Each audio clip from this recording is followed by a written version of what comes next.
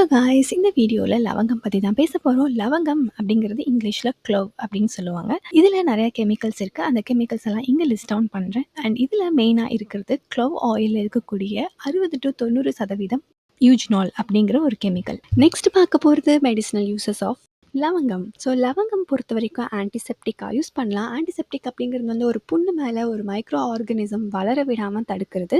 ஸ்டிமுலண்ட்டாகவும் use பண்ணலாம். For example coffee எடுத்துக்கோங்க. Coffee பொறுத்த வரைக்கும் நம்மளை டெம்பரரியாக பிரிஸ்காக வச்சுக்கோம் இல்லையா, அந்த மாதிரியான ப்ராப்பர்ட்டி வந்து நம்ம லவங்கத்தை கார்பனேட்டிவ் அப்படின்னா வயிற்று காற்று போக்கக்கூடியது. அரோமேட்டிக்காகவும் அதாவது வாசனையாகவும் இருக்கும். ஃப்ளேவரிங் ஏஜென்ட்டாகவும் யூஸ் பண்ணலாம். டென்டிஸ்ட் வந்து க்ளோவ் ஆயிலை வந்து ஓரல் அனஸ்டெட்டிக்ஸாக யூஸ் பண்ணுறாங்க. அப்படின்னா வந்து பெயின் கில்லர். அனஸ்டெட்டிக்ஸ் அப்படிங்கிறது பெயின் கில்லர். அண்ட் இன்னொன்று வந்து என்னென்னா, நம்மளோட வயிற்றில் இருக்கிற பூச்சியை வந்து நம்மளோட லவங்கம் கொன்னுடும். டயரியா, வயிற்று பூச்சி முதலே சொன்னேன்ல, மற்ற ஏதாவது டைஜஸ்டிவ் ப்ராப்ளம்ஸ் இருந்தாலும் வந்து இது வந்து ஹெல்ப் பண்ணும். அண்ட் ஃபங்கை அண்ட் பாக்டீரியா இது ரெண்டுத்துக்குமே வந்து அகெயின்ஸ்டாக வந்து ஒர்க் ஆகும்.